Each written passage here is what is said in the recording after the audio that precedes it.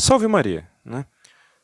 Cá estamos e desta vez eu estou criando um bloco novo aqui na Divisão Santa Crux que tem o objetivo de expor todos os métodos possíveis de demonstração de Deus.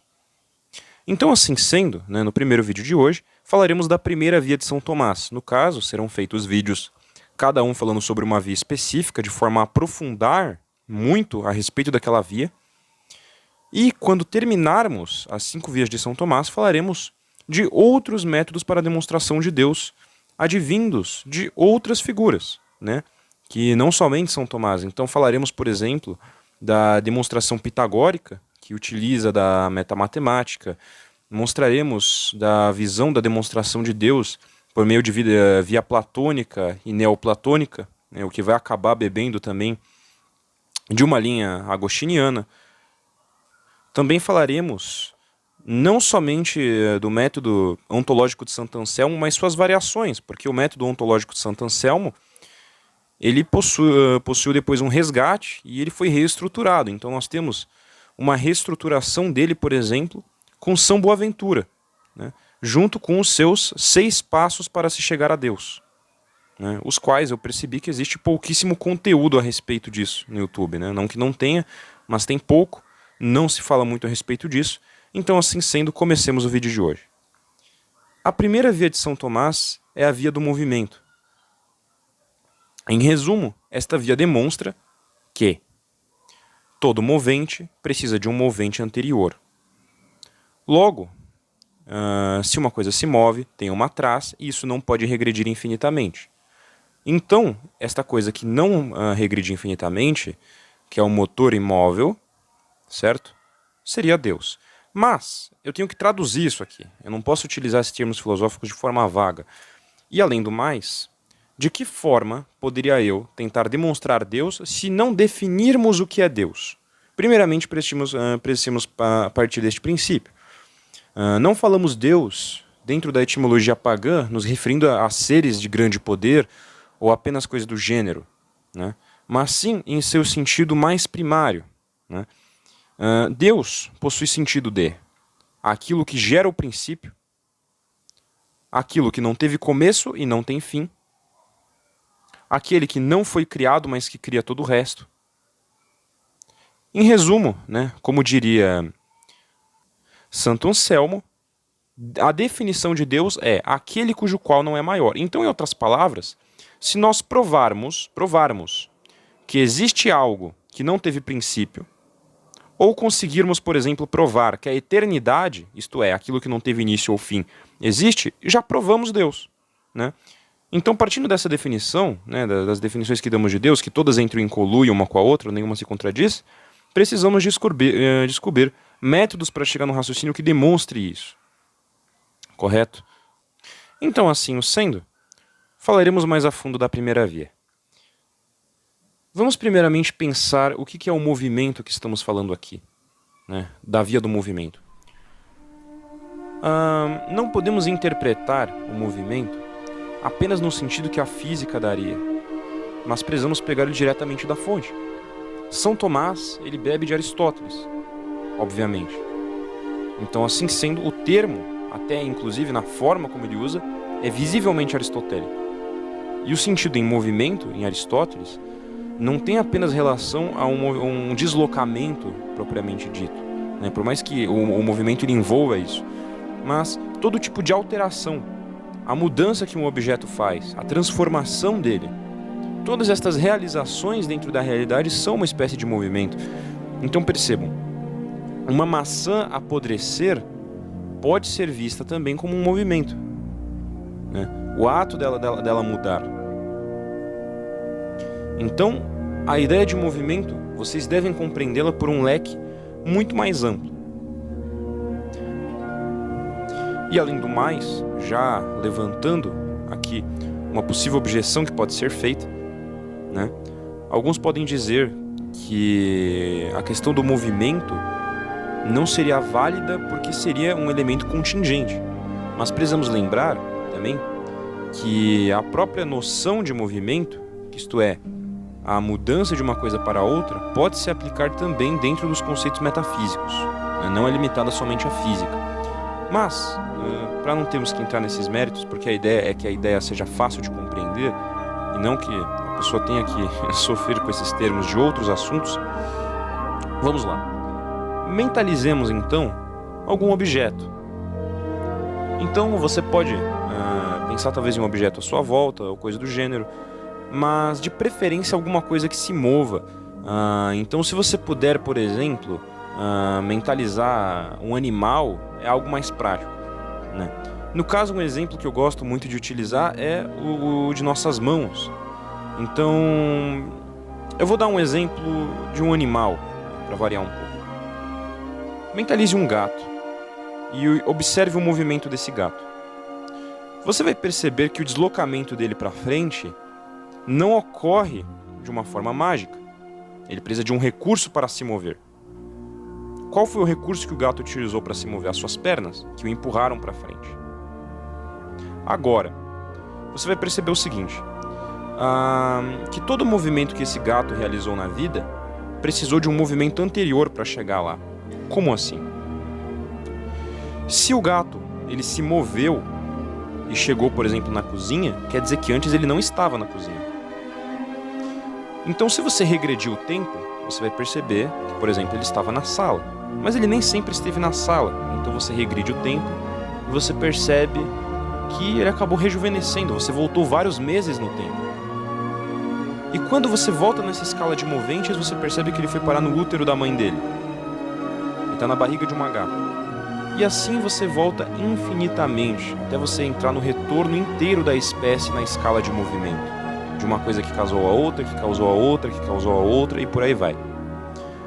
Quando entrarmos nessa escala, né, caso o indivíduo seja ateu e caia na sopa de aminoácidos, o movimento de um aminoácido vai retornar a outro e por aí vai. Enfim, toda escala de movimentos no universo é regressível, porque se ela chegou num ponto, ela teve um ponto anterior. Porém, nós nem sempre poderemos retornar infinitamente, porque até mesmo quem é ateu, quem não crê em Deus, admite que teve um princípio.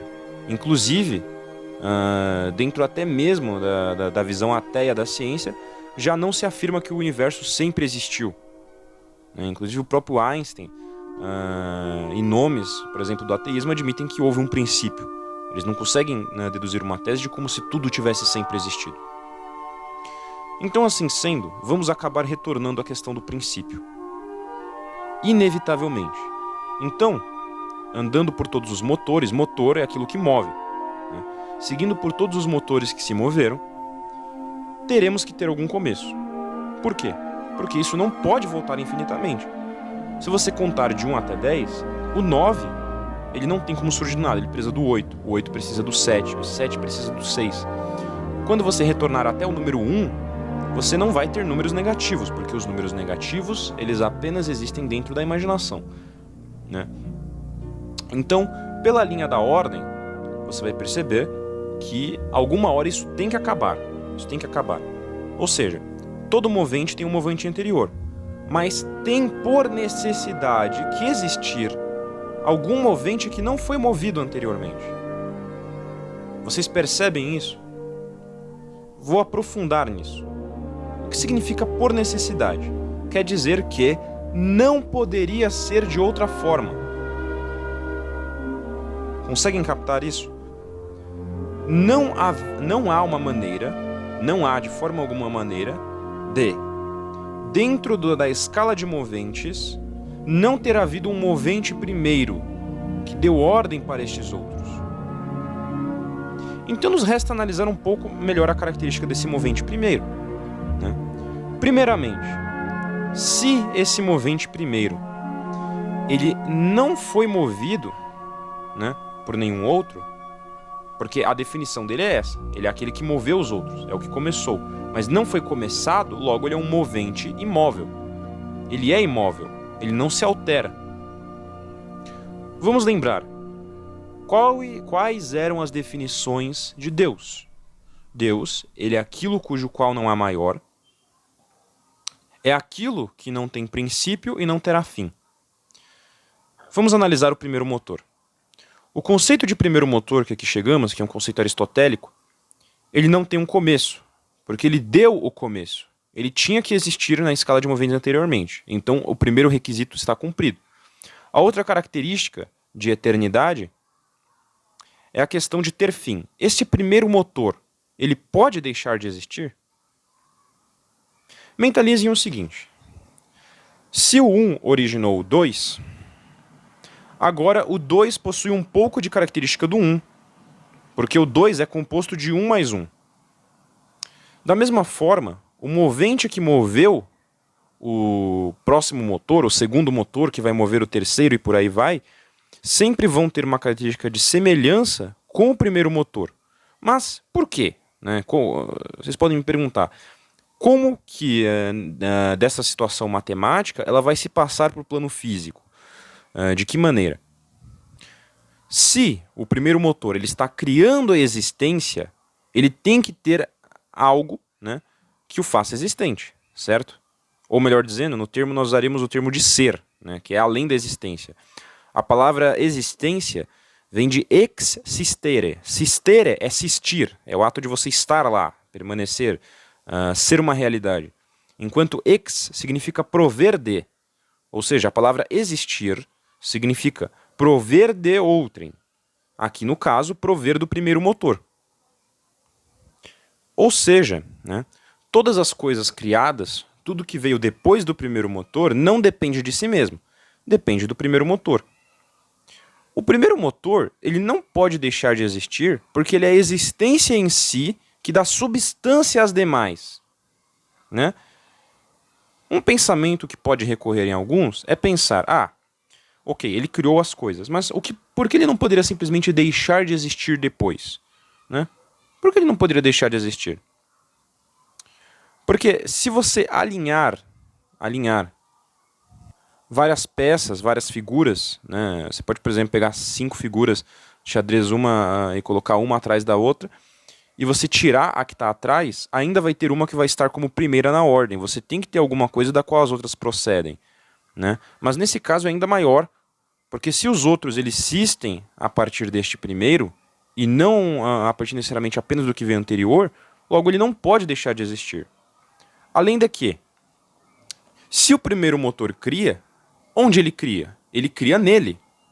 Ele é o plano no qual esta coisa existe, onde essa realidade existe, né? Voltando novamente a uma analogia de Pitágoras, se o 2, o 3, o 4 existem, é dentro do 1. Por quê? O conjunto dos números compõe uma unidade. Se você contar até 10, o 10 ele compõe uma unidade de números, um conjunto. E esse conjunto, né, dentro de toda a realidade que existe, ele é uma coisa só. Mas ao mesmo tempo ele é composto de vários 1 mais 1 mais 1 mais 1 mais 1. Da mesma forma, a estrutura da realidade, tudo que provém do primeiro motor, existe nele. Não que é parte dele, não que divide substância com ele, mas está nele. Logo, se o primeiro motor deixar de existir, toda a realidade deixa de existir. Então o que acabamos de demonstrar aqui, né, para cumprir outro requisito? Que o primeiro motor não teve começo, porque ele não pode ser começado por algo, e não teve fim. Retomando as definições de Deus, aquilo cujo qual maior, e aquele que não teve começo e nem terá fim, ou seja, a eternidade. Provamos então aqui que o primeiro motor é a eternidade. Logo, temos certeza de que a primeira via prova Deus, prova racionalmente. E isto não pode ser negado. Porque se você negar que a primeira via prova Deus, você terá que negar estas questões de movimento. Você vai ter que me provar, ou melhor dizendo, provar para São Tomás, que um movimento não precisa de outro anterior para ser gerado e toda a sequência de argumentações. Mas, boa sorte, porque São Tomás ele geralmente se adianta, ele tem o hábito de criar vários ataques e refutações contra a sua própria tese para depois refutá-las. Então, a grande maioria dos ataques que fazem a São Tomás, ele já se adiantou e já rebateu, porque preveu que iriam ter pessoas que usariam estes argumentos. Então não adianta a pessoa que vai estudar as 5 vias em algum site aleatório em vez de ler diretamente no original. E por fim, aquele cujo qual não há maior. Se tudo provém do primeiro motor, e tudo necessita dele para existir, podemos dizer que nada é maior que ele. Mas para não ficar tão ambíguo, podemos entender aquilo cujo qual não é maior como o infinito, né? Como o inumerado. E bem, como provamos que Deus é eterno, por consequência, ele é infinito. Há muitas outras formas de demonstrar a infinidade de Deus, mas como o único objetivo desse vídeo é esclarecer e aprofundar a primeira via em específico, não precisamos ir muito adentro disso. Enfim, meus caros, esta é a primeira via de São Tomás de Aquino. Espero que tenham gostado desse vídeo e não acabaremos por aqui, né? Comentem o que vocês acharem, né? E traremos mais formas de demonstração divina, né? Futuramente, pretendo trazer outros assuntos nestes termos, outros assuntos envolvendo isto. Então espero que gostem, espero que estejam aqui para nos acompanhar. Apenas um ponto e um aviso importante. Estamos produzindo uma HQ sobre a vida de São Tomás de Aquino, né? A HQ ela é uma história em quadrinhos biográfica que conta toda a história e vida do santo, que está contando desde o início, o início de sua vida, né, sua infância, e irá finalizar no dia de sua morte. Quem tem interesse, ela está disponível no Tapas, está disponível no Flipthrough, está disponível no Telegram, está disponível também em um site de um blog e futuramente, quem sabe, consigamos upar em mais coisas, né? Todos os links eu deixarei eles disponíveis e espero que tenham interesse. Quem tiver interesse pode ver nossa HQ e dar um apoio. Enfim, é assim que termino e salve Maria.